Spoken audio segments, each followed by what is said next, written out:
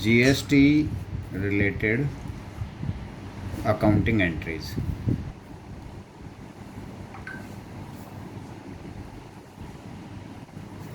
देखो, जीएसटी से related accounting entries के लिए हम एक एग्जांपल के तौर पे कुछ सैंपल ले लेते हैं कि फॉर एग्जांपल हमने परचेज बिल लिया ये एक परचेज बिल है। इस बिल का ये एक बिल का फॉर्मेट है जिसमें मान लो पार्टी का नाम हो गया। बिल पे पार्टी का नाम होता ही है, एक इनवॉइस नंबर होता है, डेट होती है, इनवॉइस नंबर मान लेते हैं ये है, डेट मान लेते हैं ये है, ठीक है। और बिल ऐसे बना, 1,00,000 रुपये का हमने कोई मटेरियल परचेज़ किया, उस पर CGST लगा 9% और SGST 9%, ठीक है। ये CGST SGST 9,000 ये हो गया और 9,000 ये हो गया। टोटल बिल हमारा आ गया 1,18,000 का। ये हो गया total bill amount. Got it. दूसरी, मान लो आपने इसमें से परचेज किया, बाद में एक तो ये हो गया। दूसरी ट्रांजैक्शन ये होगी, आपने सेल किया, फिर इसी मटेरियल में से सेल किया। तो सेल के लिए भी आप एक पार्टी को सेल करोगे, कोई भी पार्टी, वो भी होगी, पार्टी नेम आ जाएगा, उसका सेल का जो आपका इनवॉइस बनेगा उसका भी आपका एक इनवॉइस नंबर बनेगा, मान लेते हैं S01, और डेट मान लेते हैं 1 जनवरी को आपने ख़रीदा था, 3 जनवरी को आपने इसको बेच दिया। इसकी भी अमाउंट मान लेते हैं, आपने इसमें से कुछ आइटम बेचे, कुछ आपके पास इन हैंड है। हम वो चीज़ नहीं दिखा रहे, हम तो केवल फाइनेंशियल ट्रांजैक्शंस की रिकॉर्डिंग कर रहे हैं, स्टॉक की नहीं कर रहे हैं। तो हमने मान लेते हैं कि 1.5 लाख रुपए में इसको मटेरियल को इसमें से 1,50,000 का कोई चीज़ इसमें से बेची, उस पर CGST SGST दोनों लगेंगे। ये आइटम भी 9% है तो वही 9% के रेट पे लगेगा। इसमें हो गया 13,500, इसका 19%, तो टोटल बिल आपका आ गया 1,77,000 का। ये भी है, सपोज करो जो आपने पहले सेल किया था, इसमें से 10,000 का रिटर्न हो गया। जो आपने परचेज़ किया था, सॉरी पहले हम परचेज़ की बात करते हैं, जो आपने परचेज़ किया था उसमें से 10,000 का आपने लौटा दिया, तो क्या होगा कि वो परचेज़ रिटर्न होगा। और परचेज़ रिटर्न के लिए जो डॉक्यूमेंट बनता है उसको हम, क्योंकि पार्टी को परचेज़ के टाइम पे जनरली परचेज अकाउंट डेबिट करके पार्टी को क्रेडिट करते हैं, यहाँ पार्टी उल्टी हो जाती है, पार्टी को डेबिट करते हैं, इसलिए इस डॉक्यूमेंट को डेबिट नोट बोलते हैं। तो आपने डेबिट नोट इशू करोगे और मान लेते हैं कि हमने इसकी वैल्यू थी 10,000 जो आप परचेज रिटर्न कर रहे हो, उस पर फिर टैक्स भी बना CGST SGST वही 99% वाला, तो वो आपका 900 और 900 टोटल 11,800 ये हो गया। हाँ बोलो। ये परचेज रिटर्न होगी। सिमिलरली मान लो जिसको आपने सेल किया था उसने भी 15,000 की रिटर्न वापस कर दी, सेल रिटर्न हो गई। ये भी पॉसिबिलिटीज हो सकती है कि भाई उस बंदे ने आपको रिटर्न किया, आपने आगे कर दिया, डिफेक्टिव आइटम था, तो आपका 10% डबल मार्जिन था, 50% का, तो 15 इसमें। तो ये मान लो सेल रिटर्न, बल्कि डेट में यहाँ पे लिख देता हूँ कि सेल रिटर्न आपकी 4 जनवरी को हुई, 5 जनवरी को आपने परचेज रिटर्न कर दी। 4 जनवरी 2021 को उस बंदे ने आपको सेल रिटर्न करी। अच्छा, जो सेल रिटर्न करेगा वो बंदा आपको डेबिट नोट देगा, हम उसको क्रेडिट नोट देंगे, इसलिए हम उसको सेल रिटर्न के केस में, क्योंकि पहले पार्टी को डेबिट करते हैं तो ये क्रेडिट नोट इशू हो गया। तो हमने जो क्रेडिट नोट इशू करा उसकी फिगर्स इस तरह से हैं, मान लो 15,000 रुपये उसकी वैल्यू है, उस पर CGST SGST वही 9% आपका 1350 17,700 रुपये का आपका सेल रिटर्न हो गई। तो ये आपके 4 डॉक्यूमेंट हुए, आपने परचेज किया, सेल किया, सेल रिटर्न हुई, परचेज रिटर्न हुई। अब इनकी अकाउंटिंग एंट्री कैसे करेंगे, हम इनकी अकाउंटिंग एंट्री नेक्स्ट पेज पे बताते हैं।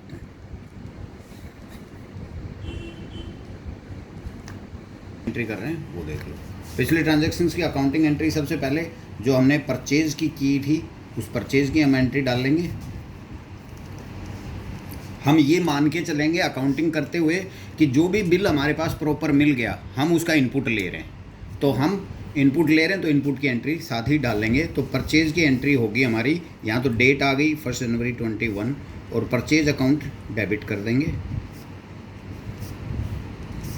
और इनपुट, क्योंकि हमें इनपुट मिल रहा है तो हम उसका इनपुट CGST और इनपुट SGST जिस भी रेट का है उस रेट के बना लेंगे इनपुट लेजर्स। तो वो करके, और यहाँ पे परचेज हमारी 1 लाख रुपीज़ की थी, उस पर इनपुट हमें 9000 का मिला, 9000 का दूसरे CGST SGST का मिला। टू जिस पार्टी से हमने ख़रीदा था उस पार्टी को हम क्रेडिट कर देंगे। जनरली जिन लोगों से हम खरीदते हैं वो क्रेडिटर होते हैं, इसीलिए उनको क्रेडिटर्स भी बोलते हैं, क्योंकि पार्टियां क्रेडिट होती हैं। जिन पार्टियों को क्रेडिट करते हैं, जिनसे माल खरीदते हैं, उनको क्रेडिट करते हैं, इसीलिए इन पार्टियों को जनरली क्रेडिटर्स भी बोलते हैं, ट्रेड पेएबल्स भी बोलते हैं। दूसरे वर्डों में हम अगर बैलेंस शीट में कल को क्लासिफिकेशंस भी हो तो ट्रेड पेएबल्स भी बोलते हैं। तो हम उस ट्रेड पेएबल्स के लेजर को 1,18,000 से क्रेडिट कर दिया। नरेशंस में भी लिखते ही हैं, रेफरेंस डाल देते हैं कि भाई परचेज आइटम, जनरली आइटम वैसे तो विद स्टॉक एंट्री डालते हैं, तो यहाँ पे जब परचेज डेबिट करेंगे तो साथ में स्टॉक की भी डिटेल्स डलती जाएंगी। लेकिन अगर कोई विदाउट स्टॉक की एंट्री डाल रहा है तो एटलीस्ट आइटम का डिस्क्रिप्शन नरेशंस में होना चाहिए। परचेज आइटम दिस, जो भी क्वांटिटी है उसका, और ये नरेशंस में आप लिख सकते हैं चीज़ें। सिमिलरली जो हमने, ये तो पहली ट्रांजैक्शन हुई। दूसरी ट्रांजैक्शन जो हमारी सेल की थी, जब हमने सेल किया था, यहाँ पे 3 जनवरी को हमने सेल किया था, तो 3 जनवरी 2021 को जो हम एंट्री डालेंगे, यहाँ पे जिस पार्टी को बेचा है उस पार्टी के अकाउंट को हम डेबिट करेंगे, इसलिए उनको हम लोग सेंड्री डेटर्स भी बोलते हैं। क्रेडिटर्स थे वो, ये डेटर्स भी होते हैं, क्योंकि डेबिट करते हैं हम उनको, तो डेटर्स। और कितने से सेल किया था हमने उसको, यहाँ पे हमने देखा था 1,77,000 से किया था, तो उस पार्टी से तो हमने 1,77,000 रुपीज़ ही लेने हैं, ठीक है। और क्रेडिट करेंगे सेल्स अकाउंट को, CGST आउटपुट, यहाँ पे आउटपुट लाइबिलिटी है, तो इसलिए हम लेजर जो बनाएंगे आउटपुट CGST और आउटपुट SGST, जो भी उसका रेट है उस रेट की लेजर बना देंगे। और यहाँ पे वैल्यू लिख दी, 1 लाख रुपए का, 1,50,000 का सेल था, और उस पर 13,500 का CGST और 13,500 का SGST ले लेंगे। दूर ले आओ, नज़दीक ले लो, उसमें क्या, फिगर्स पे देखने को फोकस। हमारा सेल ऑफ जो भी आइटम हुआ उसका नाम मेरे से नाम। सिमिलरली जो हमने सेल रिटर्न हुई 4 जनवरी को, जैसे इसमें यहाँ पे बोला 4 जनवरी को हमारी सेल रिटर्न हो गई।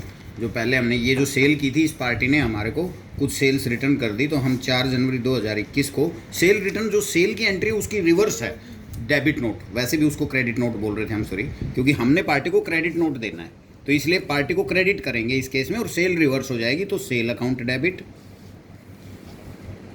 टू।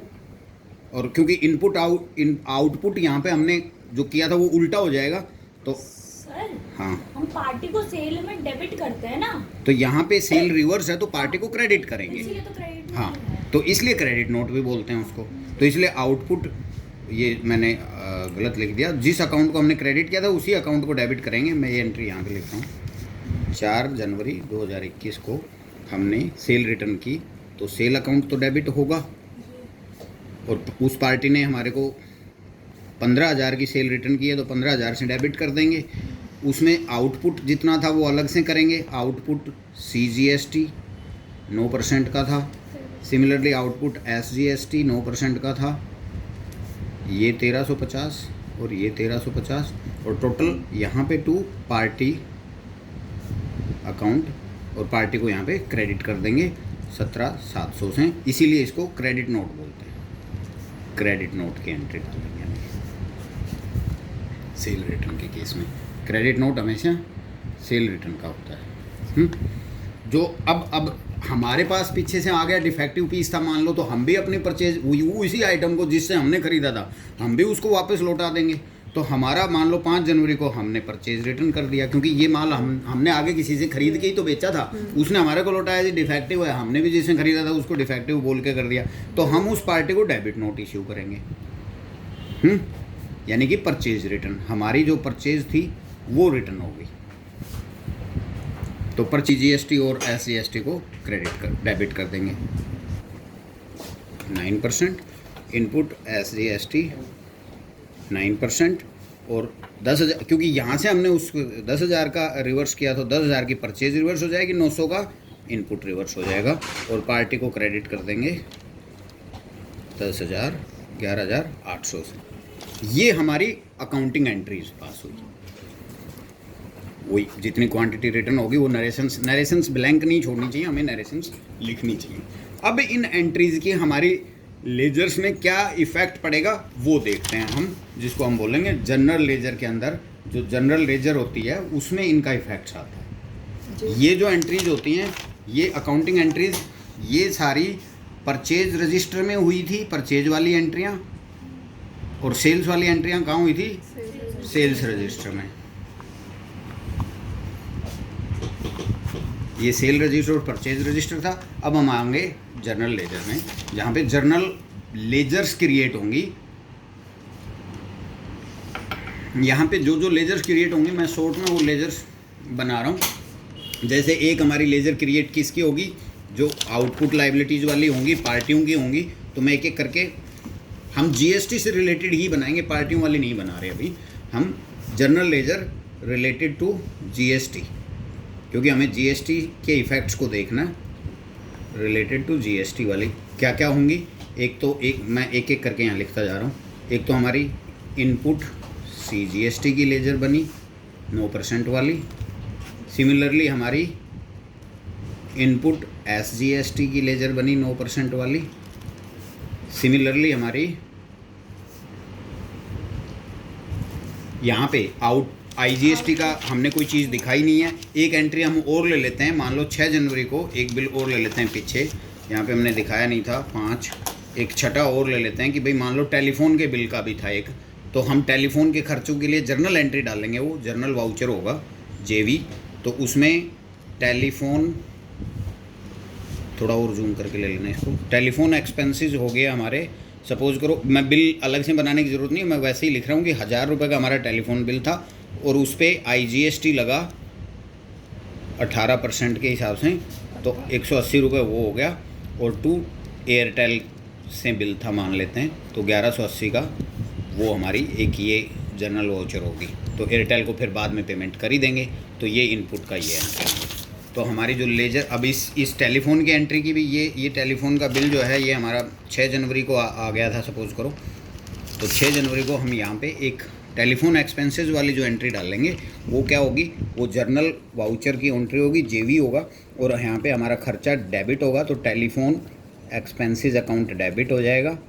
टेलीफोन हमारा 1,000 रुपये का हुआ, और उस पर इनपुट मिला हमने। अगर हमारा इनपुट में पक्का इनपुट इनवॉइस है, अगर टेलीफोन का इनवॉइस है, कंपनी से रिलेटेड इनपुट होना चाहिए, क्योंकि पर्सनल इनपुट क्लेम नहीं कर सकते। अगर मेरे घर के टेलीफोन का बिल है तो मैं इनपुट क्लेम नहीं करूँगा, फिर तो बिज़नेस में भी नहीं डालूंगा। वो बिज़नेस में डाल रहे हैं, इसका मतलब वो हम उसका इनपुट भी क्लेम करेंगे। पर इनपुट तभी करेंगे जब हमारा GST नंबर टेलीफोन के बिल पे प्रॉपरली लिखा हुआ आएगा, हमें GST इनवॉइस मिलेगा। टैक्स इनवॉइस मिलना ज़रूरी है। अगर टैक्स इनवॉइस नहीं है, मतलब टैक्स इनवॉइस है बट हमारा GST नंबर करेक्ट अगर उस पर मेंशन है, तो ही हमें इनपुट मिलेगा, नहीं तो हम इनपुट नहीं ले सकते। तो हम इनपुट IGST अकाउंट 9% 18% वाला इनपुट है सपोज करो, तो 180 रुपये का ये अकाउंट डेबिट हो गया टू एयरटेल। अच्छा, वो तो एंट्री तो मैंने यहाँ पे तो बिल बनाए थे, मैंने एंट्री डाल दी, कोई बात नहीं, वही एंट्री मैं दोबारा यहाँ लिख रहा हूँ। तो एयरटेल अकाउंट को क्रेडिट करके 1180 रुपये से। अब हम लेजर्स की बात करते हैं। ये क्लियर हो गया? लिख सकते हैं telephone for the month narration में, telephone for the period of this. तो ये लिखने नरेशंस ज़रूरी होते हैं। हम बात कर रहे थे जनरल लेजर्स पे। तो जनरल लेजर्स पे जो रिलेटेड GST लेजर्स हैं उनके बारे में, तो हमारी एक इनपुट CGST, इनपुट SGST, एक इनपुट IGST, क्योंकि इस केस में अब हमारा टेलीफोन वाला भी आ गया इन्वॉल्व, वो 18% है, तो इनपुट IGST एक ये लेजर हो गया। चौथा एक लेजर हमारा जो यहाँ पे इन्वॉल्वमेंट होगा GST से रिलेटेड, आउटपुट, ये इनपुट थे तो ऐसे ही आउटपुट CGST, एक लेजर और कौन सा होगा? आउटपुट SGST, और इस अभी इन ट्रांजैक्शंस में एक IGST भी होगा, IG आउटपुट का, और कुछ एडजस्टमेंट लेजर्स होंगे। एडजस्टमेंट जब करेंगे हम इनसे रिलेटेड तो वो भी होंगे, एडजस्टमेंट से रिलेटेड कुछ लेजर्स इफेक्ट करेंगे, वो मैं बाद में डिस्कस करूँगा। पहले हम यहाँ पे पोस्टिंग कर लेते हैं उन एंट्रीज की जो जो एक की है हमने। अगर हम पोस्टिंग करते हैं तो टिक टिक लगाते जाते हैं, साथ में पता रहेगा कि ये इनपुट CGST 9% था, तो ये रेड पेन से कर लेता हूँ मैं, इसमें है 9% इनपुट CGST वाले लेजर में चला जाएगा।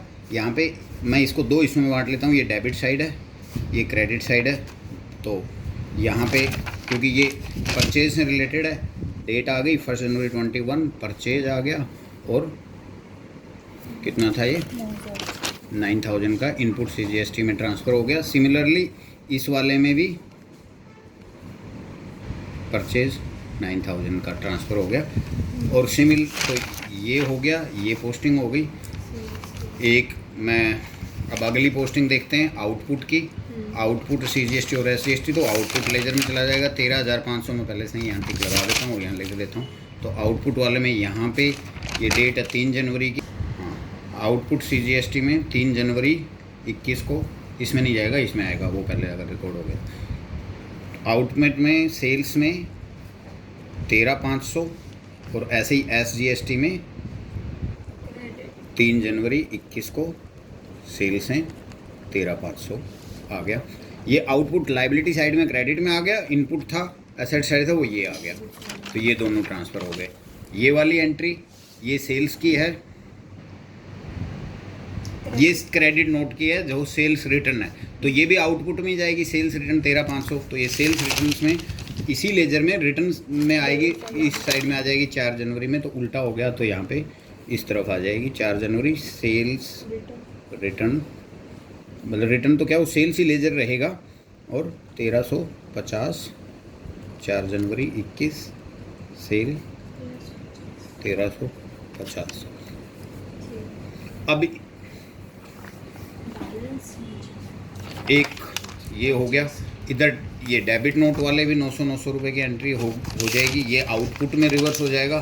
तो यहाँ पे डेट थी ये 5 जनवरी 21, और ये भी आपके परचेज रिटर्न से रिलेटेड डेबिट नोट का रेफरेंस डाल के 900, 5 जनवरी परचेज रिटर्न 900, ये हो गए।